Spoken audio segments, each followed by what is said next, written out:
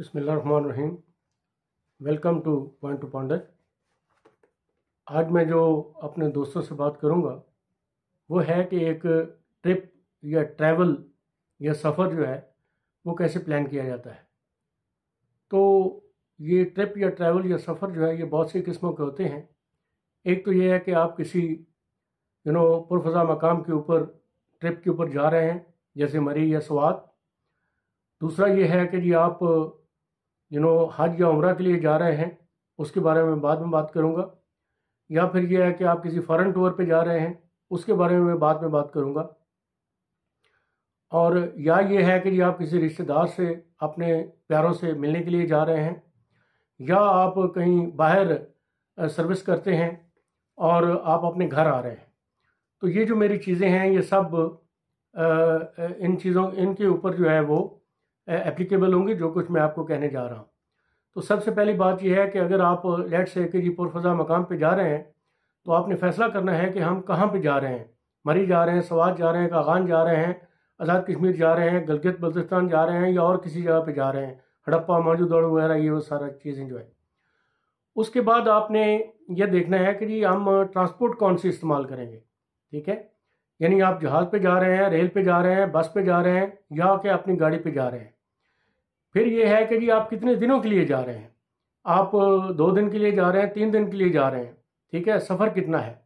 और उसके बाद ये है कि जी आपके कितने लोग हैं, 4 हैं, 5 हैं, फैमिली है, किस तरीके से आप जो इस ट्रिप के ऊपर जो है जा रहे हैं। अब ये जब आपने कर लिया तो उसके बाद फिर आपने जो है ये देखना है कि जी वहाँ पे टोटल जो खाने हैं वो हम कितने खाएंगे। यानी ब्रेकफास्ट से लेकर लंच, डिनर, और इसी तरीके से करके बीच में चाय और सारा कुछ जो है वो आप देखेंगे कि वो कैलकुलेट करेंगे कि वो कितने खाने जो है आपने खाने हैं। उसके बाद जो है ये सारी चीज़ें जब होगी, आपका पेट्रोल कितना खर्च होगा, आपका जो किराया कितना खर्च होगा। और उसके बाद ये है कि जी आपने गिफ्ट जो लाने हैं आपने फैमिली के लिए जो पीछे हैं, या अपने दोस्त जो हैं, या किसी और को आपने देने हैं, तो उसके ऊपर आप कितना पैसा खर्च करेंगे। ये जब सब आपने कैलकुलेट कर लिया तो उसके बाद जो है वो आप अपना बजट देखते हैं, और उसके बाद उस बजट के मुताबिक जो आप प्लान करते हैं।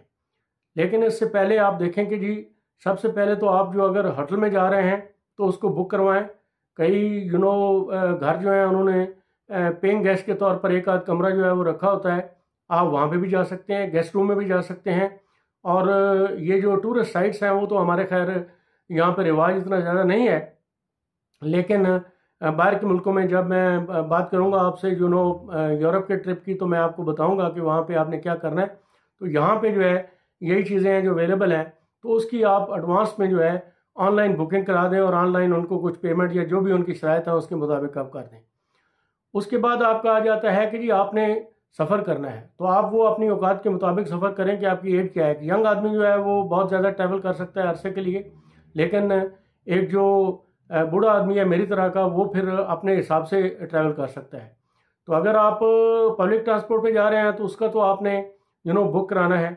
और अगर आप अपनी ऑनलाइन बुकिंग करते हैं आप एडवांस में, लेकिन अगर आपने प्राइवेट कार पे जा रहे हैं तो फिर आप प्राइवेट कार जो है उसको आप चेक करवाएं, क्योंकि होता ये है कि हम अपनी जो गाड़ी है उसको लोकल इस्तेमाल करते रहते हैं, और उसमें लोकल में ये होता है कि जी वो हम कहते हैं जी हाँ गाड़ी बिल्कुल ठीक लोकल चल रही है, लेकिन जब वो बाहर दूर सड़क पे जाती है मोटरवे के ऊपर, तो वहाँ पे ज़रा स्पीड भी तेज़ होती है और भी बहुत सी चीज़ें होती हैं, तो उसमें जो है उसका डिफेक्ट होना जो है वो एक कुदरती अमर है। तो इसलिए उसको आप मैकेनिक से चेक करा लें, उसको ऑयल चेंज करा लें, उसकी सर्विस जो है वो चेक करा लें। और जिस वक्त फिर आप जाते हैं तो उसके बाद अपना जो CNIC है, ड्राइविंग लाइसेंस है, रजिस्ट्रेशन बुक है, वो आप साथ लेके जाएं। और एम टैग ख़ास तौर के ऊपर जो है वो अगर आपने नहीं लगवाया हुआ तो लगवाएं, वरना आपको मोटरवे के ऊपर जो है वो टाइम ज़ाया करने पड़ेगा उससे पहले, और उसको चार्ज भी कर लें आप। ठीक है, ये करने के बाद ऑनलाइन में ये जो पब्लिक ट्रांसपोर्ट है उसके ऊपर तो आपको खैर इन चीज़ों की ज़रूरत नहीं रहेगी, वो तो फिर उनका मसला है। ठीक है ना जी। उसके बाद जो है जब आप जाते हैं तो आपने ये देखना है कि जी आपका जो रास्ते में सफ़र में जो खाने पीने की चीज़ें हैं, लेट से जूस है, स्नैक्स हैं और पानी है, इस तरह की चीज़ें जो है ये आप खुद यहाँ से लेकर जाएं।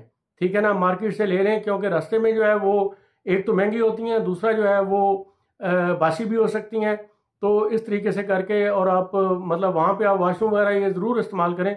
लेकिन ये जो चीज़ें हैं ये आप मैं सजेस्ट करूँगा कि ये इकनॉमिकल रहेगा अगर आप मार्केट से लेकर जाते हैं तो। ठीक है। उसके बाद आप जाती दफ़ा जो है एक फ़र्स्ट एड बॉक्स जिसमें अंदर आपकी जो कम अज़ कम ज़रूरी मेडिसिन हैं, लाइक पैराडोल है, लाइक यू कैन से डेस्प्रीन है, या कोई थोड़ी बहुत बैंडेज है या इस तरह की चीज़ जो है वो आप साथ जो है वो ज़रूर रख लें। ठीक है ना जी, क्योंकि रास्ते में फिर जो है वो मसला हो जाता है। इसके अलावा जिस वक्त आप जाते हैं तो आपके पास जो है इंपॉर्टेंट टेलीफोन नंबर जो है वो होने चाहिए। दैट इज़ जैसे रेस्क्यू 1122 है तो उसका तो स्टेट वे नंबर है, इसी तरह मोटरवे की हेल्पलाइन का नंबर है। और मैं ये सजेस्ट करूँगा कि आप अगर जहाँ पे भी जा रहे हैं तो उसके जो इर्द गिर्द जो कि गूगल आप कर सकते हैं, जो इर्द गिर्द पुलिस स्टेशन हैं उनके नंबर जो हैं वो आपके पास रेडी होने चाहिए और अगर आप जा रहे हैं तो रास्ते में आपके कोई रिश्तेदार आते हैं तो आप उनको बेशक बता दें कि जी हम फलां जगह पे जा रहे हैं, ताकि उनको पता हो। ये मैं चीज़ें इसलिए कह रहा हूँ कि अनटूवर्ड इंसिडेंट जिस वक्त हो जाता है तो उस वक्त जो है वो आपके अगर उनको आप इन्फॉर्म कर देते हैं तो they can reach to your help. जैसे आप देखें पिछली दफ़ा मरी में या बाकी भी जो स्वात में और इस तरीके से करके जो है ये चीज़ें जो है वो होती रहती हैं। ठीक है। तो ये चीज़ जो है ये मतलब है। उसके बाद जो है आप इनको करने के बाद जिस वक्त आप जाते हैं तो अगर आप जहाँ पे भी आपने जाना है जो रश वाली जगह है तो मैं ये सजेस्ट करूँगा कि आप एक दिन जो चूँकि ट्रैवल करके जाते हैं तो आप जो पहली रात है वो उसके सबर्ब्स में रहें। जैसे कि आप लेट से मरी जा रहे हैं तो आप जो पहली रात है वो पिंडी में रहें। उसके बाद आप देखें कि जी अगले दिन जो है वो मौसम किस तरह का है और रश जो है वो कितना है कितना नहीं है।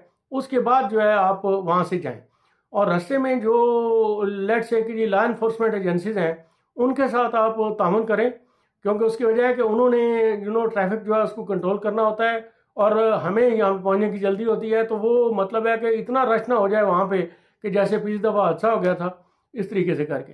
अब आप लेट से कि जी ख़ास तौर पे प्रॉब्लम होता है जब बर्फ़बारी हो रही आती है, लोग सारे बर्फ़बारी देखना चाहते हैं। तो भाई बर्फ़बारी जो है सड़क के ऊपर ज़रूरी देखनी है, क्योंकि आपको पता होना चाहिए कि जी सड़क के ऊपर जब आप बर्फ़बारी को देखेंगे तो सड़कें जो है ब्लॉक हो जाएंगी, फिर आप वहाँ फंसे रहेंगे। तो इसलिए बेहतर है कि आप किसी महफूज जगह के ऊपर हों जहाँ पे अगर आपको लेट से कि रात गुजारनी पड़े तो कोई मसला नहीं होना चाहिए। यानी आपका होटल है या मतलब है अगर दूसरी साइड के ऊपर कोई खुली जगह है वहाँ पे अगर गाड़ी में ही बैठना पड़े तो चलो कोई मसला नहीं है। और ख़ास तौर के ऊपर उसके बाद आपके पास खाने पीने की चीज़ कम अज़ कम जो है 24 घंटे के लिए जो है वो आपके पास जो चीज़ें होनी चाहिए और आपके पास जो प्रोटेक्टिव क्लोथ्स हैं वो भी आपके पास होने चाहिए। ठीक है।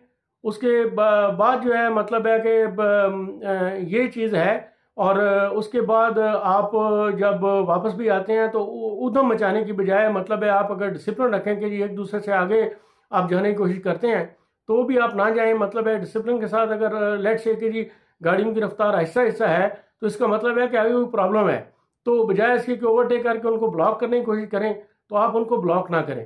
ठीक है ना जी। आप उसी रफ्तार से चलें जिस रफ्तार से जो आपकी सड़क जो है वो आपको इजाज़त देती है। ठीक है ना जी। तो ये बातें थी जो मैंने आपसे करनी थी। तो इंशाल्लाह जो अगली 2 वीडियोज़ हैं, एक वीडियो में मैं ये जो उम्रा के ऊपर आप जाते हैं सऊदी अरब तो उसके बारे में बात करूँगा और उसके बाद जो यूरोप में जो मैंने ट्रिप किया था बैक इन 1981 उसके बारे में मैं आपसे बात करूँगा ताकि आपको उसका फ़ायदा हो।